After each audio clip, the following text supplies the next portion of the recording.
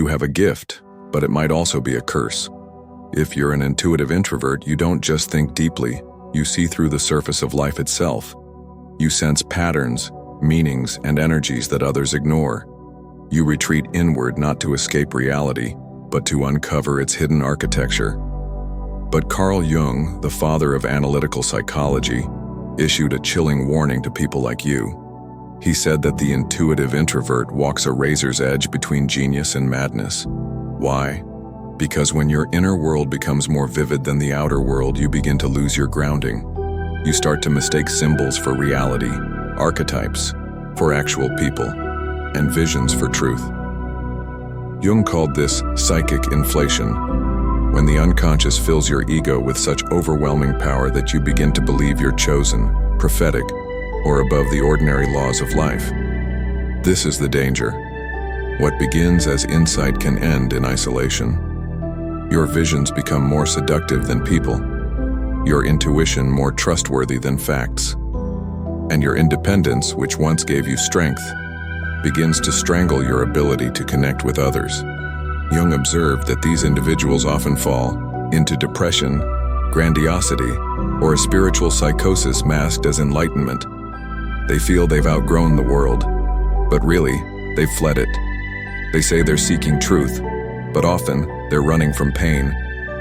Jung's dark warning was not meant to shame you. It was a call to awareness.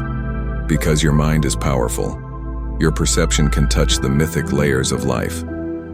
But if you forget that you are human, that you need relationship, embodiment, and structure, you will be consumed by your own depth. Many intuitive introverts confuse their inner voice with divine authority. They stop listening, they stop questioning, and slowly they detach, not just from others, but from reality itself. Jung believed the way forward is through balance, learning to translate the symbolic into the practical, grounding imagination in lived experience, and learning to relate as much as to reflect. Because if you don't, your mind, as brilliant as it is, might turn against you. So before you chase another vision or dive deeper into your inner world, ask yourself this: am I growing, or am I hiding? Jung's warning still echoes today. Are you listening? At first, it feels like a sanctuary. The inner world of the intuitive introvert is a place of imagination, silence, and safety. While others chase distractions in the outer world, you sit quietly and descend into the deeper currents of your psyche. Thoughts turn into revelations, daydreams bloom into visions, but what begins as a sanctuary can easily become a prison. Carl Jung warned that the intuitive introvert tends to drift so far into the inner world that they forget how to live in the real one. This isn't just about being shy or socially anxious. It's about a spiritual withdrawal, a retreat into a symbolic dimension where everything means something, and yet nothing really touches you anymore. You begin to interpret life rather than live it. Every experience becomes material for reflection. Every emotion is dissected. Every relationship is viewed from a distance. You become a watcher instead of a participant. And here's the trap: the more you retreat inward, the more difficult it becomes to return. You lose the ability to be spontaneous, to connect, to be in the world without filtering everything through layers of meaning. People start to feel exhausting. Events seem hollow. You crave solitude not for peace, but to escape the noise of emotional entanglement. Jung saw this pattern often in his patients. Many of them were brilliant, intuitive, deeply sensitive, and profoundly lost. They mistook withdrawal for wisdom. They thought they were evolving when in fact they were shrinking. And because they didn't know how to ground their insights in real-world action, their inner riches remained sterile. The intuitive introvert must remember, your inner world is a mirror, not a home. You are meant to look into it, understand yourself, and then return to life with clarity, not live inside it forever. Jung believed that true individuation, the path to psychological wholeness, requires tension between the inner and outer worlds. You can't just drift into yourself and call it growth. You have to struggle with the world, face its chaos, risk rejection, and build real relationships. That's where the real alchemy happens. So if you feel yourself disappearing into your mind, remember this: the soul was not meant to hide. You are not here to vanish quietly into your visions. You are here to live, messily, imperfectly, courageously, and only then will your inner world truly come alive. Carl Jung observed that the greatest strength of the intuitive introvert is also their greatest danger.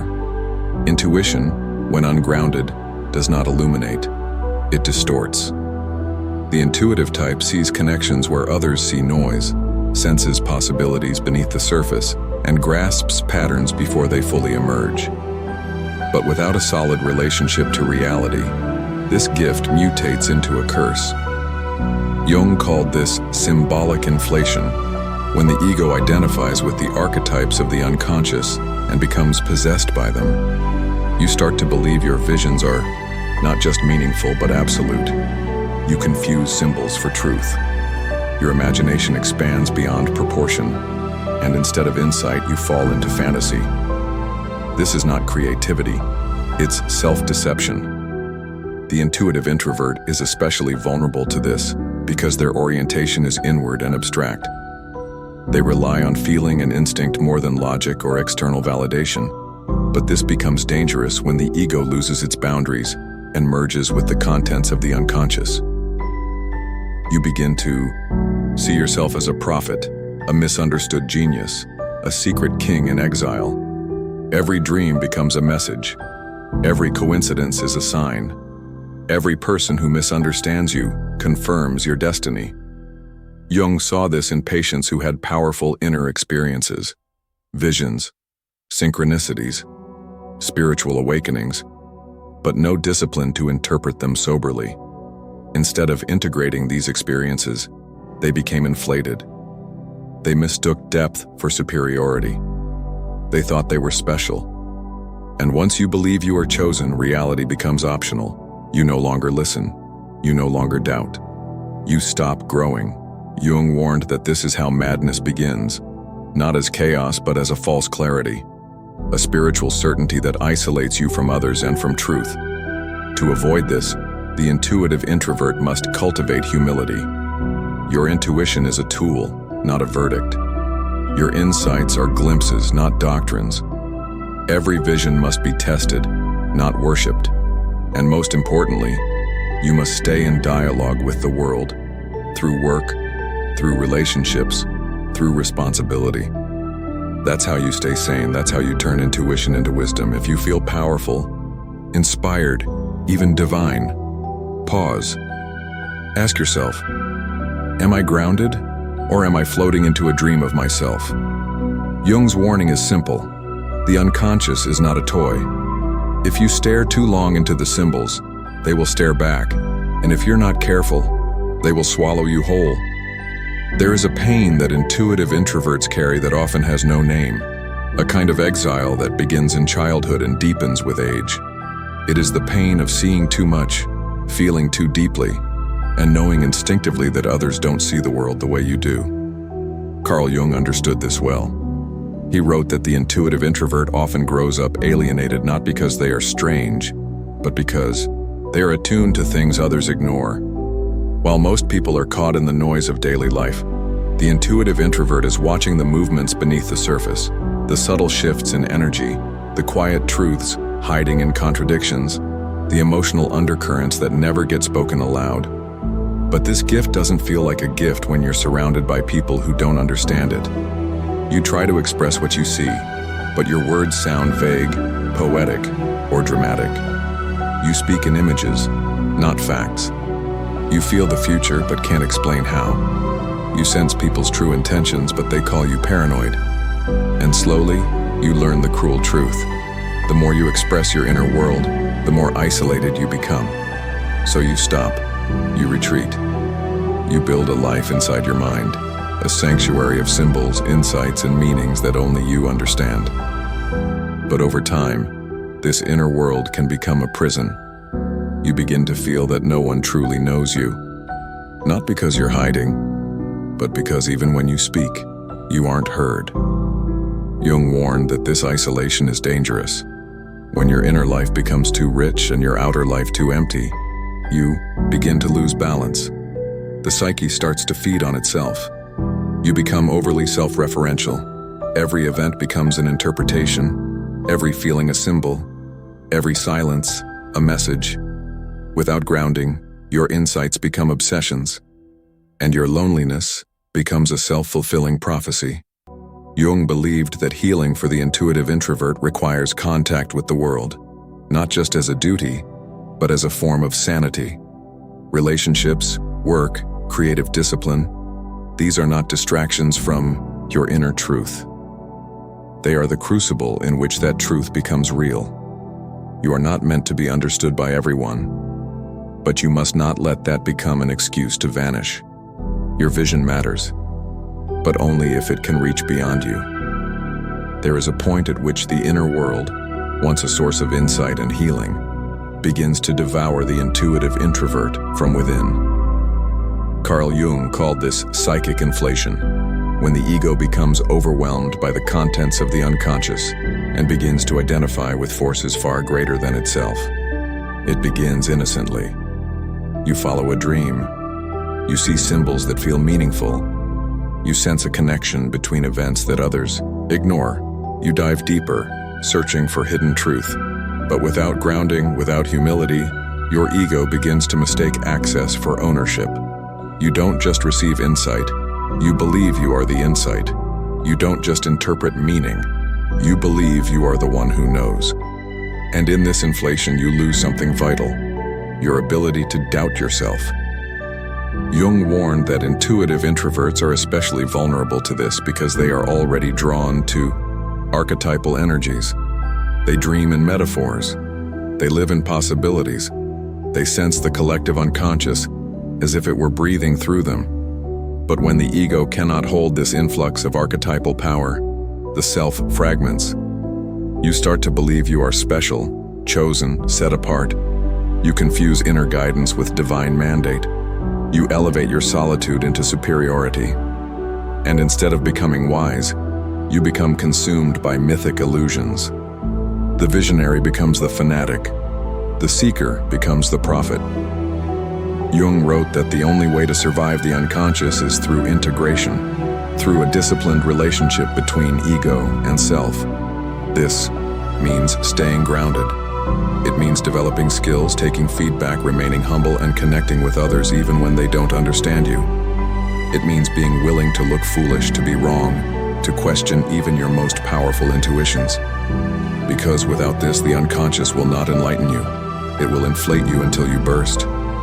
The danger is not in being deep. The danger is in thinking depth makes you immune to error. Jung believed that intuitive introverts must guard against this trap with relentless honesty. Not every dream is a message. Not every synchronicity is a sign. Not every intuition is a prophecy.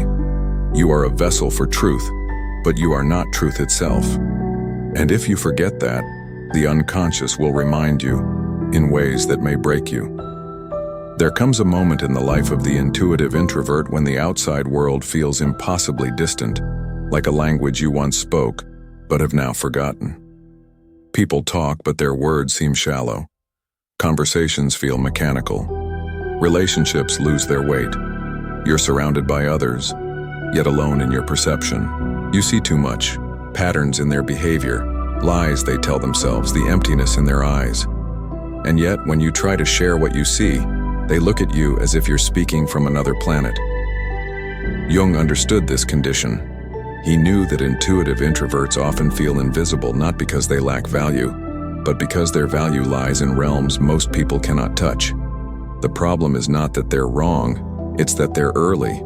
They sense things before they happen. They see the emotional truth behind the mask. They grasp the symbolic meaning behind a simple phrase. And so slowly they retreat. Not out of arrogance, but out of exhaustion. What's the point of speaking if no one truly hears you? What's the point of showing yourself if no one understands? This isolation becomes both a shield and a curse. On one hand, solitude allows for reflection, creativity, and growth. But on the other, it can fester into bitterness, detachment, and a kind of spiritual loneliness that no social interaction can heal. You stop expecting understanding. You stop hoping for connection. You begin to build your identity around not being seen, secretly proud of your alienation, while quietly aching for someone who can finally say, "I get it." Jung warned that this isolation can lead to neurosis, not because the introvert is broken, but because the tension between their inner world and the outer reality becomes unbearable. The answer is not to force conformity, nor is it to reject the world entirely. The answer is integration. Find one person who understands even a fraction of you. Join a community of seekers, artists, readers, people who value depth. Create something. Express what words cannot. Turn your loneliness into a bridge, not a prison. Because the real danger is not that you're misunderstood, it's that you begin to believe you're destined to be alone forever. That belief, more than anything, can destroy the intuitive soul. Intuitive introverts don't just see the world, they feel its pulse beneath the surface, sensing the deeper patterns, the invisible forces shaping reality. But Jung gave a warning that is easy to miss. The very strength of the intuitive function can become its downfall. When left unchecked, the search for meaning becomes obsessive. Every event must be a sign, every dream a message, every coincidence a synchronicity sent from some cosmic intelligence. This isn't insight anymore. It's inflation. The intuitive begins to lose touch with reality, not because they're delusional, but because they're overwhelmed by the power of their own inner symbolism. A lost item isn't just an accident, it must mean something. A friend's silence isn't just a mood, it must reflect some archetypal betrayal. This kind of thinking, if not grounded, leads the intuitive introvert into madness masked as spiritual awakening. Jung called this psychic inflation when the ego identifies too closely with the unconscious, especially the archetypes. The intuitive starts believing they are the chosen one, the prophet, the oracle. Their dreams aren't dreams, they're prophecies. Their insights aren't perspectives, they're absolute truths. And in this inflation, they lose something critical: humility. The humility to be wrong, the humility to not know, the humility to say, "This might just be my imagination." Jung stressed that the unconscious must be approached with reverence and caution. It is powerful, yes, but it is also impersonal. Just because something feels profound doesn't mean it is true. Just because you sense a pattern doesn't mean it exists. And yet, the temptation is strong. When no one else sees what you see, it's easy to believe you're above them. When your intuition constantly proves accurate, it's tempting to think you have divine insight. But this is the trap. The more inflated you become, the more the unconscious takes over. What began as wisdom becomes delusion. What began as meaning becomes obsession. The key, Jung said, is to hold your symbols lightly. Listen to them, but do not worship them. Let your dreams guide you, but do not let them rule you. Be curious, not convinced. Because if you let the symbolic world dominate your mind, you won't become enlightened. You'll become lost in a maze of your own making, forever chasing signs that were never meant to be followed. For the intuitive introvert, Jung emphasized one absolute truth: if you do not express what lies within, it will destroy you. The unconscious speaks in symbols, images, and feelings not yet fully formed. And if these psychic contents are not given shape in the outer world, they begin to rot the inner world. That's why Jung insisted that introverted intuitives must create. It is not optional. Art, writing, dance, poetry, music, design, any form that gives structure to the formless. Because without expression, the intuitive is like a sealed volcano, the pressure building with every insight, every vision, every dream. The unconscious, ignored, does not go silent. It rebels. It attacks the ego. It overwhelms the psyche with anxiety, depression, derealization, and even physical illness. These aren't just medical issues, Jung warned. They are psychic signals. The soul is drowning in unexpressed content. Expression is not about performance or validation. It's not about being good. It's about survival. To paint badly is better than not painting at all. To write clumsily is better than remaining silent. To dance awkwardly is more healing than staying still. Creativity is the ritual through which the unconscious becomes integrated. And for the intuitive introvert, this ritual is sacred. Without it, you lose the bridge between the inner world and the outer one. You lose yourself in a fog of potential that never becomes actual. And, worse, you start mistaking your unexpressed symbols for truth. But once you create, once you draw the monster from your nightmare, write the story of your grief, sculpt the shadow that follows you, you see it clearly. It no longer controls you. You have made it visible, tangible, separate. And now, you can relate to it, question it, understand it. Creation is exorcism and integration at once. Jung practiced this himself. He painted mandalas, built stone towers, recorded,